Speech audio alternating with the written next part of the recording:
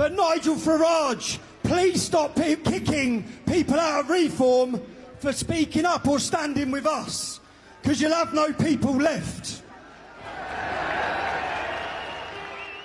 So, on the 27th of July, I made a clear address to Nigel Farage. I said, you don't have to support us, but please, Nigel, stop lying about us. I'm not going to pick a fight here, okay? But I want to ask you all a question.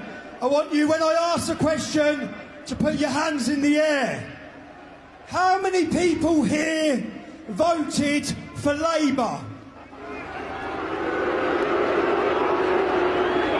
How many people here voted for the Conservative Party? How many people here voted for Reform?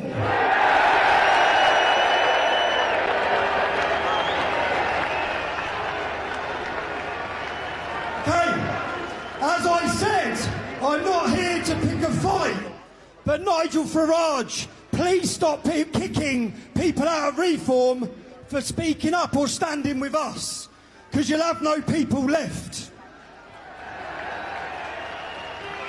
You don't have to support us, but stop lying about us, okay? It's frustrating. Within the same week, I've now seen Nigel Farage sitting on the podcast Trigonometry. And Nigel, maybe you were mistaken. I very much doubt you don't have a research team, and if lots of people contacted you to talk about my arrest under terrorism legislation, I'm pretty certain you would have researched it or had a team research it, and in fact, all the evidence you would have needed was on my social media. Look, you know, Tommy Robinson's been right about many things. He's just not the company that I choose to keep. You know, and even after that, we got, oh, Robinson's been arrested using terrorism laws, isn't there? And then we discover, no, actually, he wasn't arrested in London. He was arrested at the port of Dover, and it's something to do with a passport issue. And, you know, listen, he has had some things very right over the years. It's just, he's not for me. So to sit there and say I wasn't detained under terrorism, I was detained due to a passport offence, is either a total lie or a very poor judgment on your part, yeah? So it's getting pretty boring now, because when you see someone sit there and continuously lie, Nigel, as I said, I don't want to pick a fight with you, but please stop lying to people. Let me read you what this says, yeah? Notice of detention under Schedule 7 of the Terrorism Act 2000. You've been detained under paragraph 6 of Schedule 7 of the Terrorism Act. This is so that an examining officer can exercise his or her under terrorism legislation for the purpose of obtaining whether you appear to be a person who is or has been concerned in the preparation, permission or instigation of acts of terrorism. So that there, Nigel, is the legislation that I was held under, okay?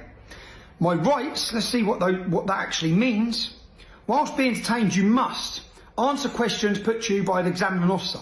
Give the examining officer any information in your possession which the officer requests, i.e. PIN codes to your phone, electronic devices. So basically, you do not have a right to remain silent. Now, Nigel, the reason why concerned citizens were contacting you is because this is no total abuse of power. I was detained under terrorism legislation.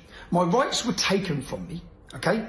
I wasn't just detained for 6 hours and questioned about information that they have no right to hear, but they do under terrorism legislation. I was then further arrested under terrorism legislation, transferred to a police station to be charged, but then I was bailed. So I'm currently on bail under terrorism legislation for breaching the terrorist legislation for refusing to give them the PIN code for my phone. So Nigel, it had nothing to do with passport. I'm correcting you here. I believe you actually already know, yeah?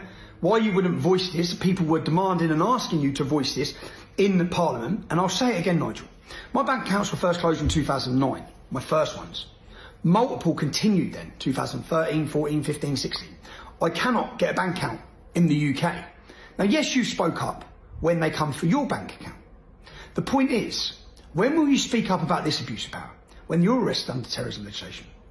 You have a duty, and people are asking you to speak up for this total abuse of power. As I've said many times, you don't have to like me, okay? But to sit continuously and lie or misjudge and not research, you could have contacted me. Anyone from Reform could have contacted me. What were you arrested under? I I'd have showed you this same paperwork. In fact, this same paperwork is all over my social media. So anyone researching, in fact, many in your party, because I spoke to them, are fully aware of the reason I was arrested. So please, I'll ask you again, because it seems like you're pushing the establishment's narrative, rather than challenging the establishment. So whether you want to be part of the establishment, or bring that establishment, that corrupt establishment down. But please, again, stop lying about me. So for the set record straight one more time, I was detained under terrorism legislation, even though they know I'm not a terrorist. They used the powers that they have under terrorism legislation to ask me 6 hours of questions and seize my mobile phone, so they could invade my privacy as a journalist and a free citizen. Then when I refused, I was transferred to a police station, Nigel. I was arrested and questioned under caution on terrorism legislation. I'm just happy to set the record straight for you.